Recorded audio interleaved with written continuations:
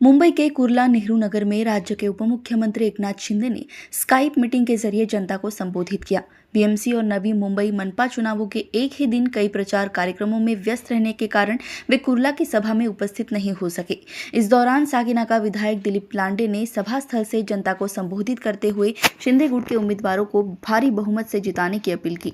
वहीं कुर्ला पूर्व विधायक मंगेश कुंडालकर ने कहा कि जनता एकनाथ शिंदे के नेतृत्व को मजबूत करे और मनपा चुनावों के विकास के लिए शिंदे गुट के उम्मीदवारों को विजयी बनाए। एकनाथ शिंदे ने अपने संदेश में कहा कि जैसे जनता ने लोकसभा और विधानसभा चुनावों में उन पर भरोसा जताया, उसी तरह मनपा चुनावों में भी शिंदे गुट को समर्थन दे। सभा में बड़ी संख्या में नागरिक, विशेषकर महिलाएं, लंबे समय तक शिंदे के संदेश का इंतजार करती नजर आई। मुंबई से यशपाल शर्मा की रिपोर्ट। मी आशाताई शेरकणे यांना विनंती करतो, शिवसेना महिला शाखा प्रमुख, की आपण भारतीय जनता पक्ष महिला वार्ड अध्यक्षा अमृताताई मेहता यांचा आपण इथे सन्मान करायचा आहे।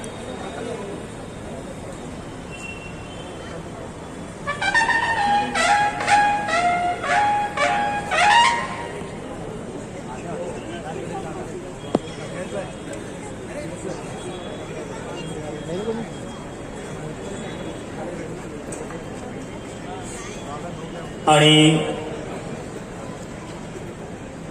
अतिशय सांगायला आनंद होतोय, अगदी कालच्या दिवशी महाराष्ट्र नवनिर्माण सेनेच्या विभागाध्यक्षा सुरेखाताई आव्हाड यांचा आपले लाडके उपमुख्यमंत्री सन्मानश्री एकनाथजी शिंदे साहेब यांच्या नेतृत्वाखाली आपल्याकडे प्रवेश झाला। त्यांना मी सन्मानपूर्वक व्यासपीठावर बोलवतो आणि आपण टाळ्यांच्या गजरात त्यांचं स्वागत करूया। सुरेखाताई आव्हाड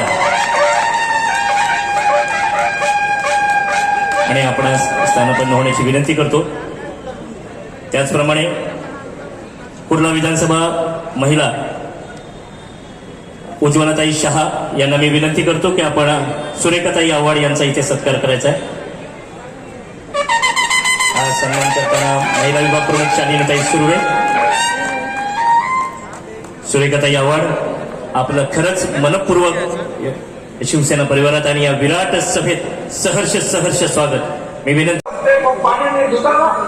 या मुंबईमध्ये ते पण मुख्यमंत्री असताना नाल्या सफाई करताना मी स्वतः नाल्यात केले।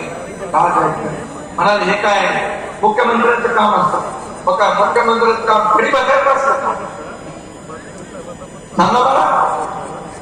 आणि म्हणून 2.5 वर्षामध्ये जे आमूलाग्र बदल झाला, पुढच्या 1 वर्षात 3.5 वर्षामध्ये जो आमूलाग्र बदल झाला तो आपण पाहता। मंगेश कुडालकर तुम्हाला किती निधी दिला? आणि मुंबईतील सामान्य नागरिकांचे मालमत्ता अधिकार 200 कोटी मालमत्ता कमी केला। कोणी जास्त पैसे घेता कामा नये आमच्या लोकांकडून, कारण ही सर्व जनता जनार्दन आहे म्हणून तुम्ही आम्ही आहोत। काही लोक समजतात आम्ही मालक आहोत आणि बाकी सगळे लोक आहे। मी सांगतो इतकी जनता मालक आहे आणि आम्ही सेवक आहोत। मालक बनण्याचा प्रयत्न करू नका, मालक बनण्याचा प्रयत्न केला तर तुम्हाला लोक कायम घरी बसवतील आणि म्हणून बसवत आहे। आता येणाऱ्या निवडणुकीमध्ये मी आपल्याला सांगतो की झालेली लोकसभा विधानसभा खरंच परिषद काही लोक म्हणाले शिवसेना आणि बाळासाहेबांचे विचार आपण पुढे नेतोय। काही लोक म्हणाले फक्त शिवसेना खाण्यापुरती आहे। मी आपल्याला सांगतो नगर परिषदेमध्ये चांदा ते बांदा सगळे नगराध्यक्ष आपले निवडून आले, 70 नगराध्यक्ष निवडून आले आणि 1400 नगरसेवक निवडून आले। आता सांगा, चांदा ते बांदा शिवसेना पसंत आणि वांदा कोणाचं झाला? करून रस्त्याची जी आपली ट्रॅफिकची समस्या आहे ती सुद्धा पूर्ण दूर करण्याचा आमचा प्रामाणिकपणे प्रयत्न आहे। ओसीचे अनेक जे विषय आहेत त्या संदर्भात सुद्धा अभय योजना आता या हिवाळी अधिवेशनामध्ये मंजूर झाली। 1 वर्षाला त्याला मुदतवाढ मिळाली।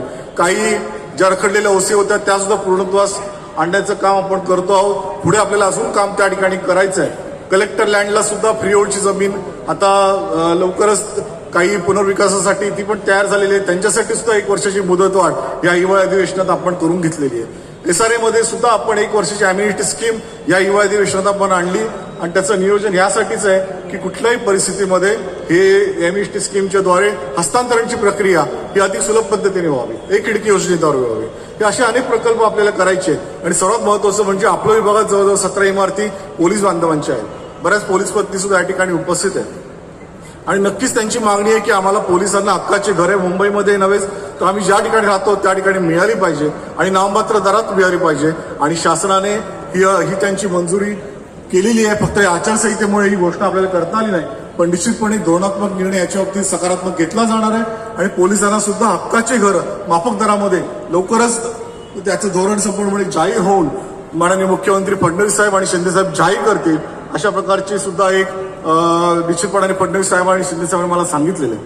आणि त्याच प्रकारे असे विविध कार्यक्रम आपल्याला घेत असताना जेव्हा नगरसेवक जर आपल्यामध्ये असेल तर निश्चितपणानं अजून जलद गतीने आज मुंबई ज्या पद्धतीने पुढे धावते आपल्या सर्वजण बघतात. कोस्टल रोड असेल, अनेक विविध माध्यमातून सुद्धा मेट्रोच्या कनेक्टिव्हिटी असतील, या अजून जलद गतीने पुढे होणार आहे. मग मुंबई जर पुढे धावत असेल तर आपला कुर्ला कसा मागे राहील?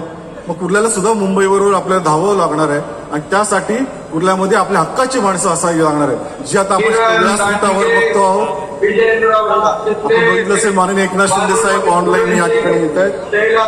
आपण सर्व इसका जो नज़ारा देखने को मिला है बहुत बड़ी बात है. अभी तक का मीडिया में और बीएमसी चुनाव में एक ही वो बताते थे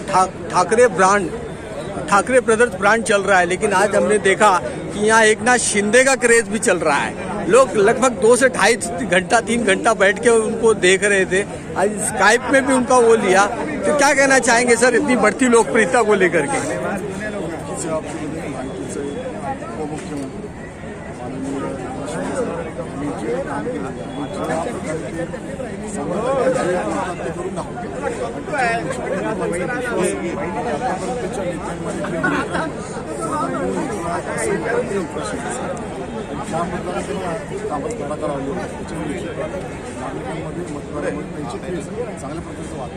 सर कुर्ला विधानसभा में अगर देखा जाए तो आपको कार्य सम्राट विधायक के तौर पे यहाँ की जनता ने जो उपाधि दिया, सम्मान दिया है और आपको भारी मतों से जिता के दिया है, तो ये आने वाले बीएमसी चुनाव में जैसे कि आपने बताया कि अपना महायुति का वो बनेगा महापौर, उसको लेकर के क्या आपकी वो है?